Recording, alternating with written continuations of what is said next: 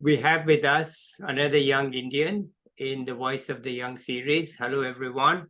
Today we have with us Nishtha Bhakta. Let's listen to her. Over to you, Nishtha. So, firstly, I would really like to thank you for giving me this platform because usually, as the youth, we always try to look for places to voice out our opinions, but that kind of a platform is never really available to us. So, I think this initiative that you have taken is great, and I'm extremely grateful for that. I'm Nishtha, and I just give a very brief introduction of myself. I did my undergraduate in economics from Delhi University, and currently I am pursuing my master's in economics from TERI School of Advanced Studies. So, I really like my postgraduate school because we have a wonderful research community there, and it's just I feel I have found my true potential in research in this particular institute. In general, what I'm planning to discuss, the discourse that I'm going to have today, I really want to highlight on the importance of mainstreaming energy economics as a discipline in core economic studies. From that, I would like to talk about my experience in research and academic writing so far. And I would also like to discuss some challenges that we as researchers, especially those of us who are at a very nascent stage in research, face and can probably overcome or should try to avoid the mistakes that we end up making. I'll start with the first. I actually have a foundation in science. In my high school, I had physics, chemistry, and all of that, and physics was my favorite. So I always knew that in economics also, I don't want to go into something which is very typical economics. I wanted to go into something which has a more interdisciplinary approach, and definitely energy economics is one particular field which is so dynamic because there is so much that is happening. There is a interplay, of course, of energy economics and as well as the society also, how it's interacting with the society.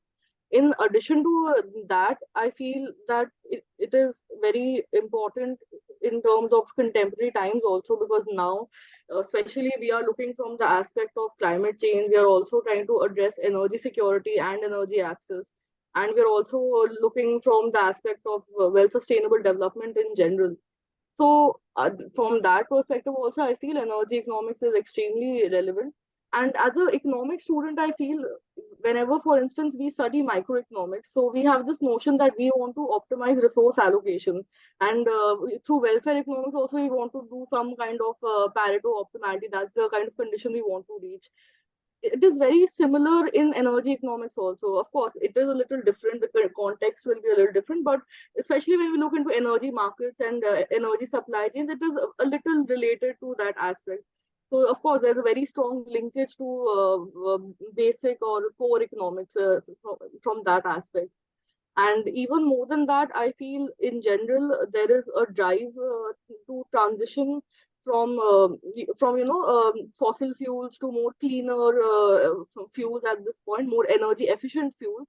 So for that aspect also, energy economics is something I feel we should have that kind of idea about this subject. And I feel why students, especially Just a there are. second, Nishtha. As an energy economist, I have to add one more point. Of course, sir. That, India is so dependent on imported fuel. It's a big burden, to import the fossil fuels that we are using for transport, for everything else, LPG, for subsidizing for households. So it is a big challenge for us. Energy independence is a big challenge. And even when we move to solar and wind, we are importing the machinery. We are not yet, or even the element of solar panels we are importing, we can put together. We are importing the cells, we can put together the panel, but that's not the value added. So it really goes beyond energy. It is really an issue of our independence in economic terms, because we are dependent on imported fuel. And we recently saw that we were using fuel from fossil fuel from Russia. Now, that's a political statement, and I don't want to go into that, but it just illustrates the a problem. And if we have now given out so many chulhas of LPG, clearly the demand for those is going to rise. So LPG is going to be imported. So it is a key issue in import. And I say this because one of my key priorities in energy is to reduce the use of LPG in cooking, Right. because it's simply we are spending our money to buy from others, whereas if we find ways to cook with other sources of energy, then we can save that money. So sorry to interrupt, but I'm an energy Oh, no, economist. I have to make this point. Okay. All right, no. let's continue. I actually agree to it, so it's definitely very true because especially like you said that we are very dependent on importing crucial elements also, like especially for instance, just an example, like now we are shifting to all this pumped hydro storage. Before we were into lithium ion batteries. So now getting that lithium itself is also a challenge because there is some geopolitics that is happening. So everything is very interlinked in this aspect. So definitely that is true. And even I feel from a global landscape in general, all of the countries have committed to this 2030 renewable energy target. They've submitted their NDCs under the Paris Agreement. So there is a constant effort to phase out from fossil fuels to renewables. Now, renewables are great. I mean, I think it's a treat for an economist because in general, a lot of people have this notion that the renewables are a one-time investment, even though it is not. We have to invest in the upkeep and all of that. India is facing a little issue with the solar panels these days because we bought a lot of them, but there are reports that they are not being really used to its full potential, and there is a bit of there is not enough upkeep of it that is happening. So renewables in general, in that way, of course, there is a one-time investment kind of a mentality that is there. And in addition to that, also in general, with renewables, we can always go for economies of scale in the longer run. They are cost competitive. So from that aspect, also studying about renewables from the economics angle can be again a very great prospect for students. Another aspect I think from the global landscape is that all countries are trying to kind of diversify their renewable energy portfolio nowadays. So for example, like in aviation sector in India only recently, that there is this notion of ethanol blending that is happening, that they're trying to blend not, instead of going for a full whatever the previous fuel that was being used, they're going for 50% ethanol, so that will reduce the carbon emissions. And but with that, the good part of this is that again it has a very interdisciplinary approach to it, because we can have students from M.Tech, for instance, who will of course have a better notion of the techniques, and engineers particularly, that how do we go about it. But then where, as an economist also, we can always see that is this the best alternative fuel that is available, is there something else. We can always look from the cost part of it also. So that is again very interesting. And but another thing I feel that especially in terms of when we think about energy economics, is that all of this is from a very technical aspect, but at the heart of it we are all economists, so we always look for the development aspects of it. So from a development aspect, of course, the biggest concern with energy is of energy access and energy poverty, and that is something that is really affecting a lot of people, not just in India but in general. We may feel that just because we live in urban centers, that of course there's a lot of energy access, that is, but that is not the case for rural areas. And along with that, the associated issues with the energy poverty, so especially in rural areas, there are the issues of because women in rural areas, for instance, they use those chulhas, or they use unclean fuels, cooking fuels in general, and that leads to some, and that, no, that doesn't lead to, but it actually happens that there is indoor air pollution that happens, which has a direct impact on their health. So that kind of aspect also needs to be considered. And especially if we see from that health aspect, the gender dimension will definitely come, because women are usually spending more time in the kitchen in the rural areas. So that is there. There's also the quality of life kind of aspect that comes into play. And in general, we can also, when we see the issue of energy poverty, we can always see that we can always try to look for a solution for it from the aspect of renewables. That is it the case that can we use these renewable energy sources to kind of get these off-grid communities, into the energy map? Can we provide them access to modern energy? So all these avenues, I feel, can be definitely looked into. There is also the avenue of energy transition that is there. And in energy transition, definitely, like you were saying, so that we are extremely dependent on importing fossil fuels. And that is also something which NTPC is doing, because they have decided to increase the capacity of the thermal power plants. That is simply because India's energy demand cannot be met. If we plan to totally phase out coal, that will not happen. We actually need to have that kind of a mix with coal and other renewable sources. So that is again another thing that has to be looked into. There is the aspect of storage, of course. We again, we are producing so much solar energy, but we don't know where to store it. A lot of it is getting wasted. And if we actually link this particular wastage of solar energy to the aspect of connecting the rural areas or the off-grid communities via renewables, so much of the wasted energy can be utilized in those areas. So all of those, definitely an economist can provide a roadmap for that, if not anyone else.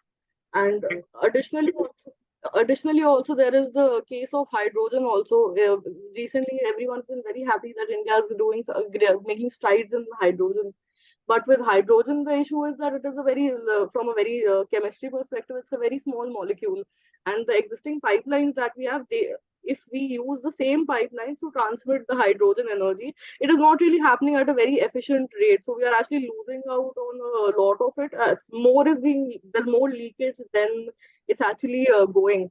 So that is there, and of course we can't change the entire infrastructure or the entire pipeline. That is not cost effective. So how do we deal with that? So that is something again economists can best answer. And from the aspect of environment degradation also, that for instance, I'll just take the example of small hydro plants.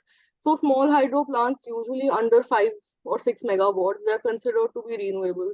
But the issue with that, especially when too many of them are constructed in one area, like in the case of Himachal, for instance, that firstly, there is too much methane deposition that is happening in the riverbed because of too many small hydro plants that are there.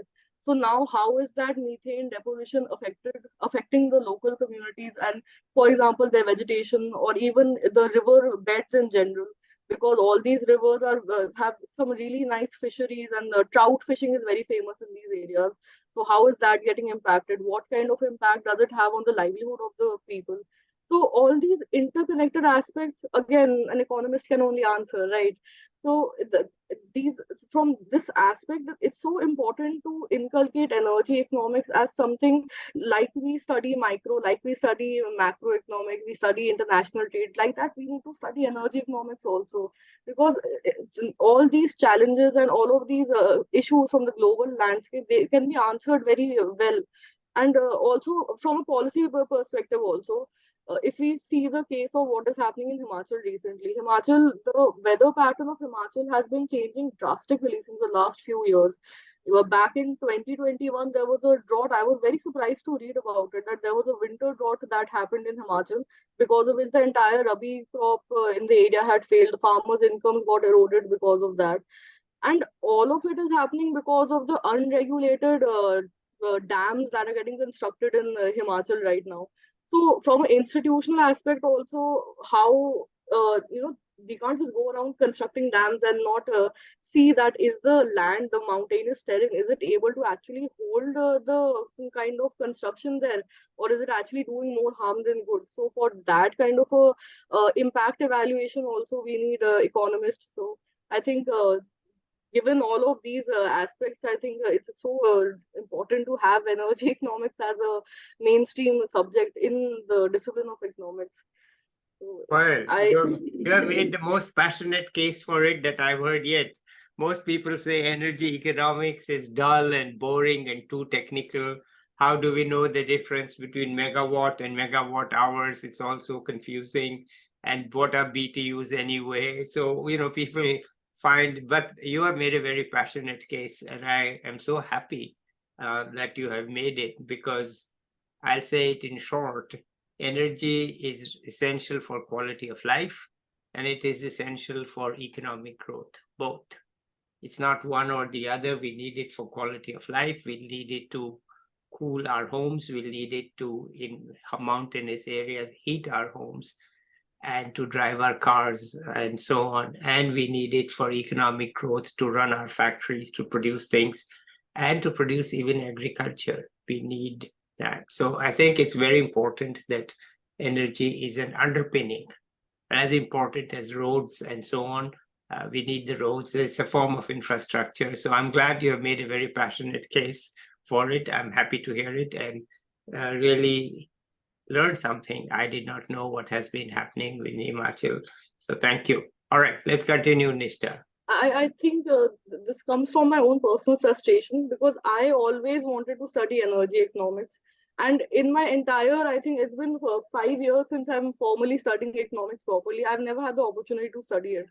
I studied energy economics more or less from literature review or from that aspect, but I never had the opportunity to study it as a course. Like, okay, I'm going to class and I'm making notes and understanding in that way.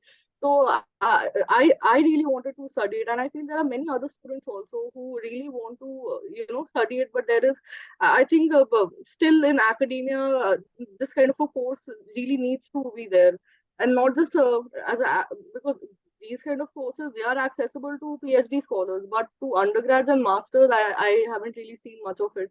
Yeah, you're right. I agree. That is a big gap, which is certainly there, because it's not a prescribed course, even not optional.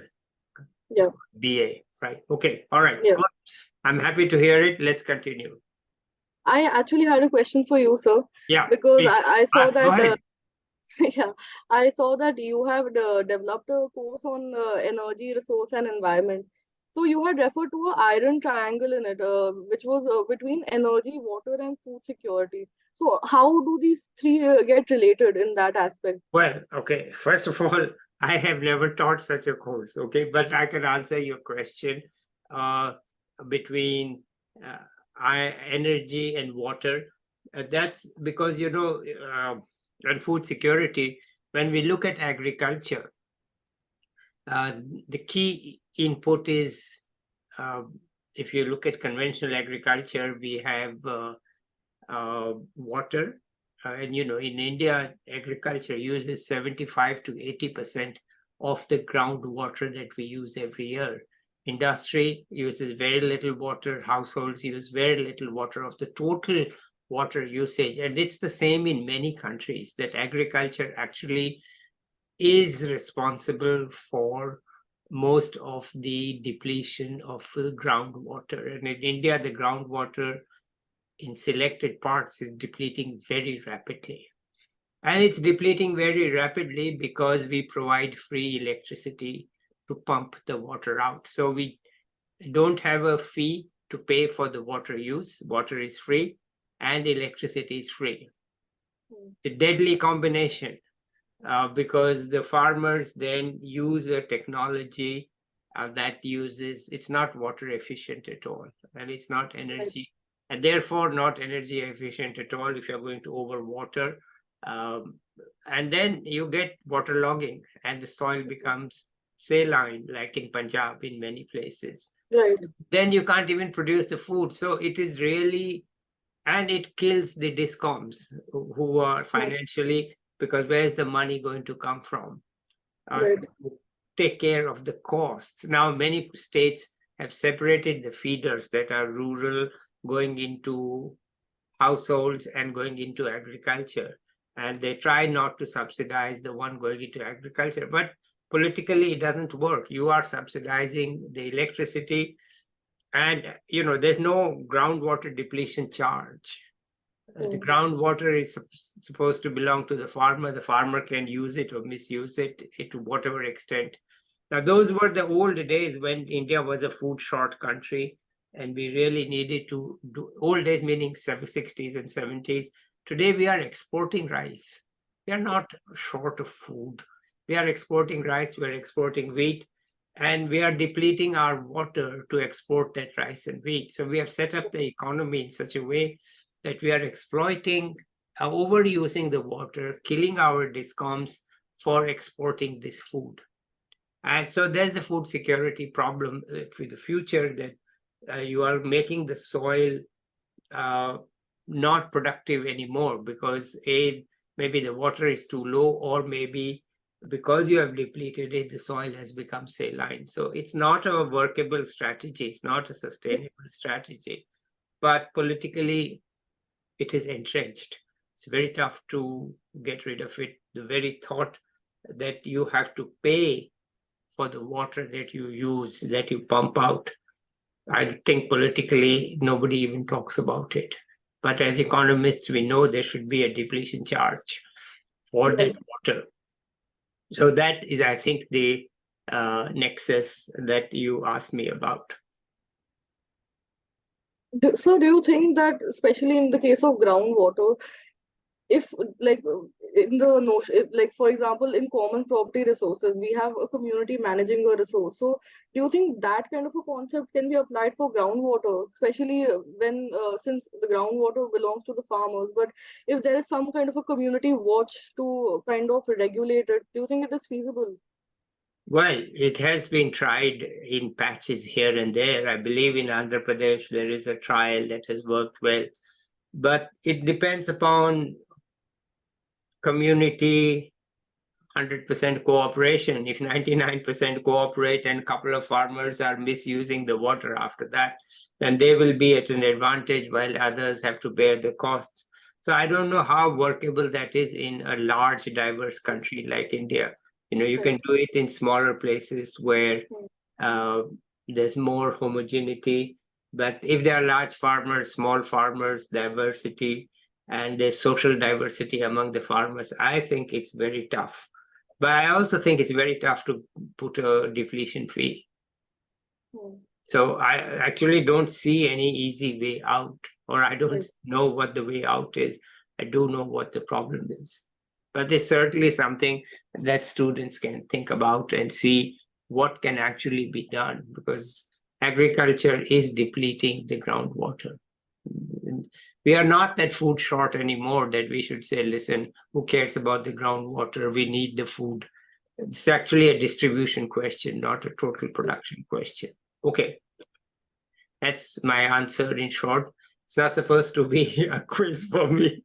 But no, that was not the intention. It's just but I'm happy to answer. All right, let's continue. Well, that was my part on why that was mainly my argument for why energy economics really needs to be mainstream. And I'll just share a bit of my research experience.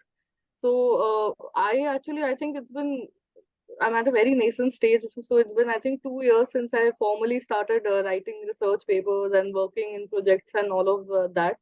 And I started off with climate finance actually, and which was something more from a management or a financial aspect, and it had less to do with economics per se. It was more from okay, so India. So the first project, for instance, I was doing it on a report on India, and it was on the 100 billion commitment that the developing countries had made under the Paris Agreement. And I wanted to see that how much of it is coming to India. So I created these different channels. Like I didn't create them, I kind of tracked them through these different channels of bilateral, multilateral, and then philanthropy, and then green bonds was there. And then I basically there was a kind of a scenario that I had constructed, and basically like till 2030 India had this 450, now it's 500 gigawatts of renewable target. So how much money do we actually need as an investment? It was a very crude kind of a research, I feel, but this is something I started off with at that point. And then after that I worked under one of my professors, and she actually took up this notion, and we worked on another thing very similar to climate finance, but we did for the entirety of developing countries. And there we divided them according to regions. We had Latin American countries, we had countries from South Asia, and all developing countries who were basically getting funds under this banner of $100 billion.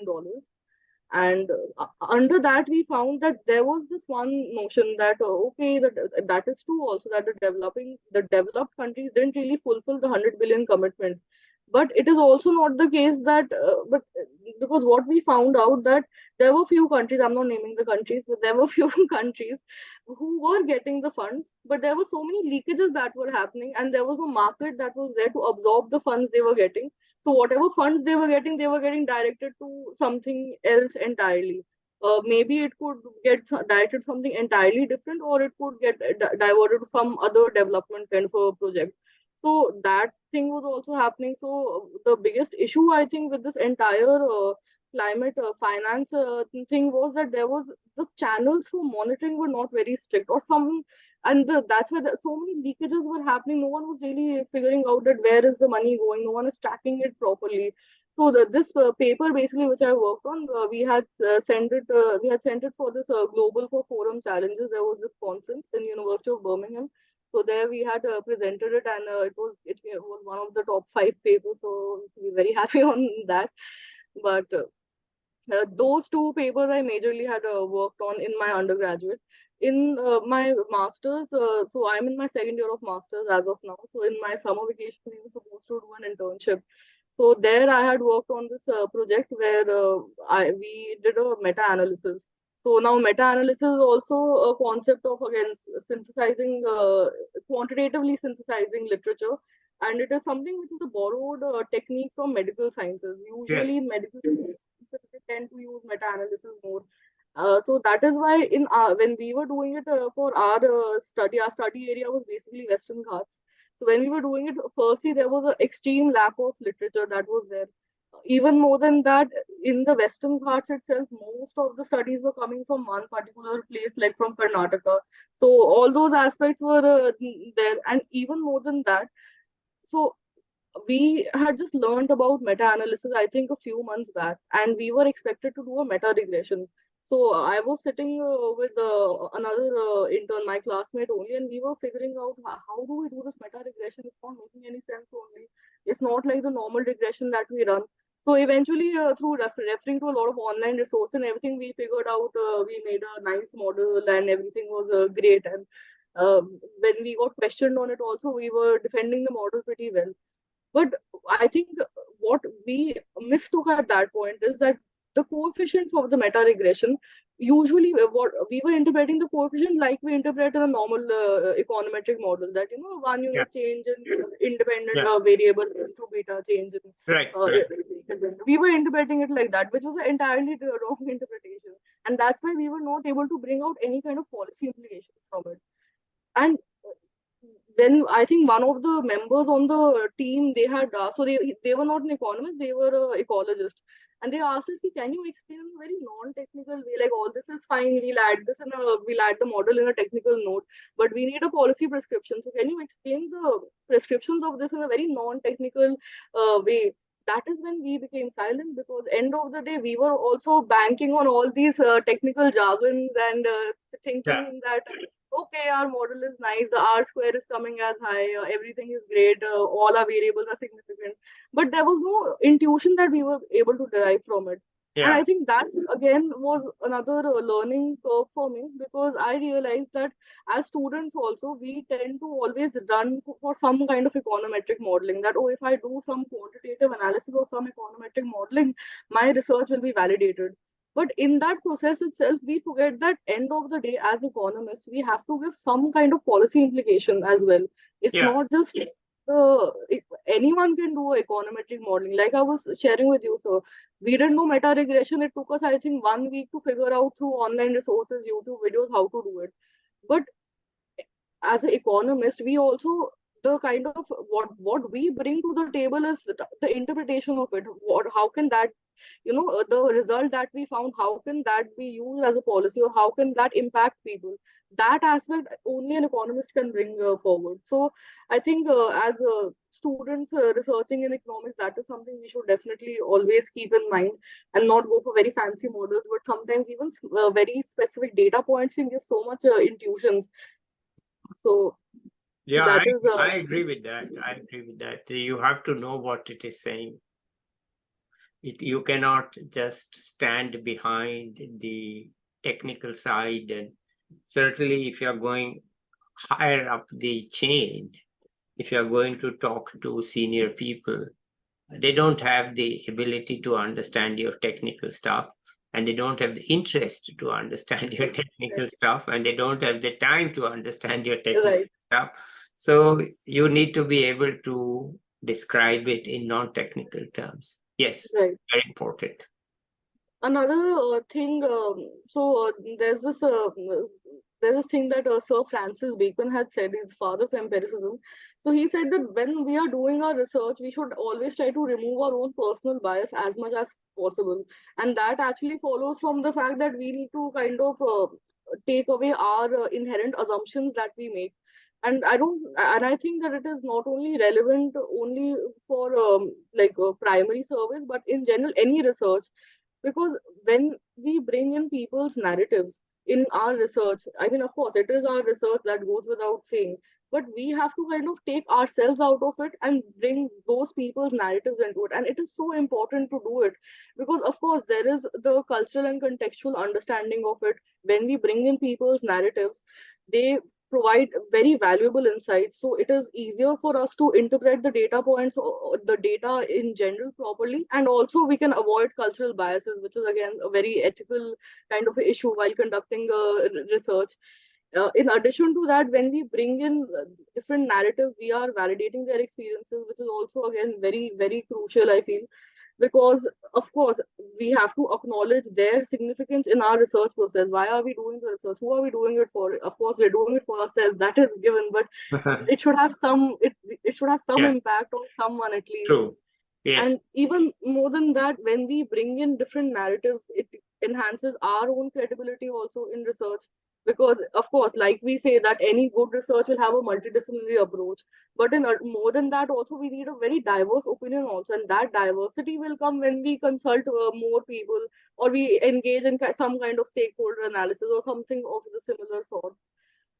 In I think overall the I think the most kind of overarching factor over this is that there is a empowerment and participation angle to it as well. That when we allow people and their narratives into our study, of course we are engaging them, and that kind of a engagement will definitely help us in coming with more community driven sustainable solutions. And those kind of solutions actually work in real life also, because end of the day, if I am sitting here in the comfort of my house, I am writing some n number of solutions, that okay, this is the study side, this is some xyz problem, I think I've done sufficient literature review, I've gone through secondary reports, government reports, everything, and I've given a bunch of solutions. That really won't help out, because I need to actually go to the field, I need to talk to the people there, I need to understand their perspective. It is so important to bring them to the table, because a lot of times in policy making also, they are not brought to the table. And I think as researchers, that is the kind of gap we can fill in, right? So I think Right. Yeah, going to the target beneficiaries is critical, absolutely essential. I agree with that. so. These are the things I had planned for the Okay, session. wonderful. All right. Any tips you have for your juniors? Uh, I was planning one reward or a bonus kind of a tip for those students who made it to this point in the Vidped. Uh, it, so it's basically that I feel a lot of times people say that there is a lack of mentorship in India, and I really don't agree to it. Of course, I am also coming from the fact that I am upper caste privileged person, so I've never had to face that kind of institutional discrimination. Of course, acknowledging that fact, but keeping that aside, in general, the mentorship thing is really not true, because I feel even in my undergraduate college and even in my postgraduate college now, the thing is that any and every time I've approached a faculty member, if they're busy, of course, they have told me to, okay, go away, come later. But it has never been the case that they have completely dismissed me. They have always answered my queries if I wanted to work on one particular aspect. And it was something, it's a very arbit idea. I've literally gone to my faculty members basically with a mind map also. They have always helped me out. So I feel that if you just ask for help, you will get it, right? And also, I think in general in India, because of our schooling system, students are very accustomed to being spoon-fed into things that, oh, okay, someone will tell us to do that. But I think it's more about that you have to approach the professor. They have so many things on their plate already. So if you want to work on something, if you want to work on research, or maybe you want to even not just research, maybe as a student you have some entrepreneurial idea, you can Mhm. always, you have to take that first step. You can't just bank on this that okay, someone will come to me and I'll get it on a platter or something. Uh-huh. So All right. that's one Well, thing I feel I would like to tell the students who are watching this. okay. And Anything else you want to add? uh, study hard, I guess. All right. Okay. Well, Uh, thank you, Nishtha.